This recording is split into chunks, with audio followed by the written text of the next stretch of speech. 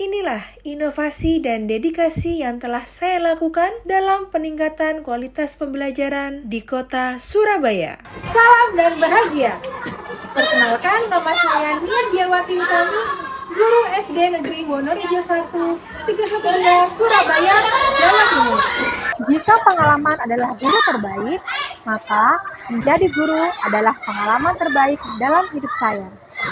Semua peserta didik tanpa terkecuali berhak untuk mendapatkan pendidikan yang berkualitas. Agar dapat memberikan layanan pendidikan yang bermutu, maka saya senantiasa mengupgrade kemampuan diri dengan mengikuti workshop, seminar, dan BIMTEK, melakukan refleksi pembelajaran, serta berbagi praktik baik. Berkesempatan mendapatkan beasiswa Microcredential Numerasi Professional Learning Program, menambah semangat saya untuk menguatkan kemampuan numerasi peserta didik dalam pembelajaran yang menyenangkan, serta berbagi praktik baik kepada rekan sejawat di sekolah saya untuk membagikan pengalaman dalam melaksanakan pembelajaran yang terintegrasi numerasi. Praktik baik numerasi ini telah diseminarkan dan dipublikasikan dalam bentuk karya ilmiah.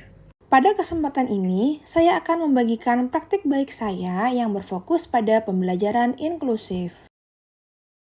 Dalam video kali ini, saya akan berbagi praktik baik yang berjudul Pensil Emas untuk generasi emas Indonesia. Inklusivitas pembelajaran berdiferensiasi, berbantuan lagu, dan digitalisasi.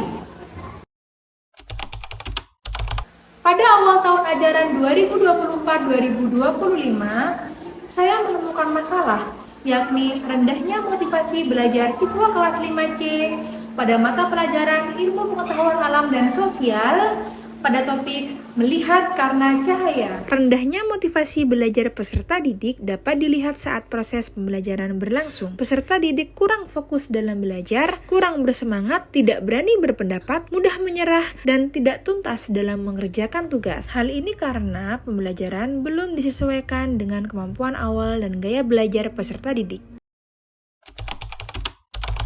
Untuk mewujudkan pembelajaran bermakna dan tepat sasaran kepada setiap murid, sesuai dengan kebutuhannya, ada beberapa tantangan yang saya hadapi, diantaranya perbedaan kebutuhan belajar dan latar belakang peserta didik, menyediakan konten pembelajaran yang beragam, persiapan pembelajaran yang cukup memakan waktu, serta perlunya kreativitas dan fleksibilitas dari guru. Langkah-langkah yang saya lakukan untuk mengatasi tantangan dalam mewujudkan pembelajaran yang bermakna, yaitu yang pertama, meminta arahan kepala sekolah untuk membantu menggerakkan seluruh stakeholder dalam mendukung inklusivitas pembelajaran di satuan pendidikan. Yang kedua, saya melakukan diskusi dengan rekan guru yang menjadi guru kelas di tahun sebelumnya untuk mendapatkan informasi tentang karakteristik, profil belajar, dan minat peserta didik. Yang ketiga, saya memanfaatkan platform Merdeka Mengajar melalui fitur ide praktik dan video inspirasi untuk memperoleh informasi serta referensi tentang penerapan pendekatan diferensiasi dan pemanfaatan teknologi dalam pembelajaran. Yang keempat, memanfaatkan platform digital. Melalui integrasi teknologi, maka guru dapat mengembangkan media pembelajaran interaktif. Yang kelima, melaksanakan asesmen diagnostik untuk memperoleh informasi tentang kemampuan awal dan gaya belajar siswa. Selanjutnya, mengembangkan modul ajar dengan menerapkan pendekatan diferensiasi berbantuan lagu pembelajaran untuk menciptakan pembelajaran yang bermakna, inklusif, dan tepat sasaran. Benang merah yang saya dapatkan dalam penerapan inklusivitas pembelajaran berdiferensiasi, yaitu pembelajaran yang tepat sasaran atau lebih dikenal dengan teaching at the right level, sesuai kebutuhan dan kondisi peserta didik.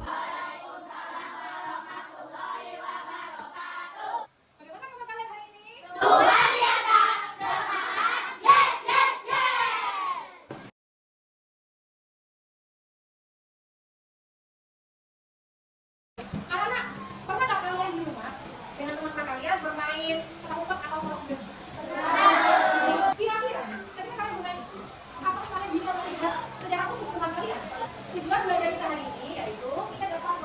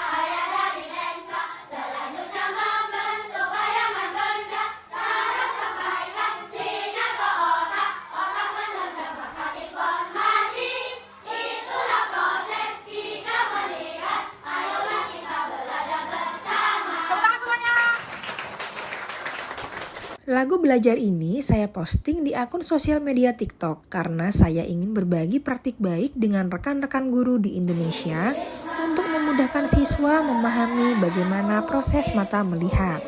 Alhamdulillah, lagu belajar ini disambut positif oleh para guru, siswa, dan orang tua.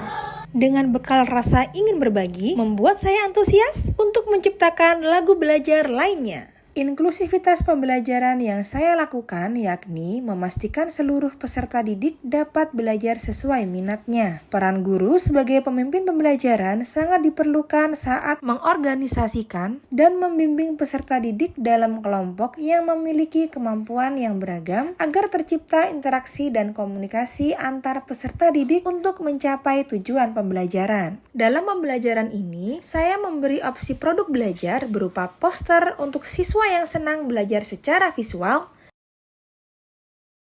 demonstrasi untuk siswa yang senang belajar secara kinestetik, dan jelajah kata untuk siswa yang senang belajar secara auditori. Praktik baik ini mampu meningkatkan inklusivitas pembelajaran yang berpihak pada peserta didik. Berikut data yang saya peroleh. Pembelajaran yang disesuaikan dengan tingkat kemampuan peserta didik memungkinkan untuk mengorientasi peserta didik melakukan pembelajaran sesuai tingkatan kemampuan mereka. Hal ini sejalan dengan dasar pendidikan menurut Ki Hajar Dewantara yang merupakan dasar daripada Merdeka Belajar, bahwa pendidikan itu haruslah menuntun kodrat yang ada pada peserta didik, yaitu kodrat alam maupun kodrat zaman. Dengan semakin mengenali kebutuhan belajar murid di kelas, kegiatan belajar akan menjadi bermakna.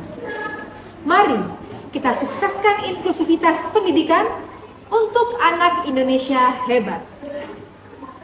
Akhir kata, semoga praktik baik ini bermanfaat. Terima kasih, salam dan bahagia.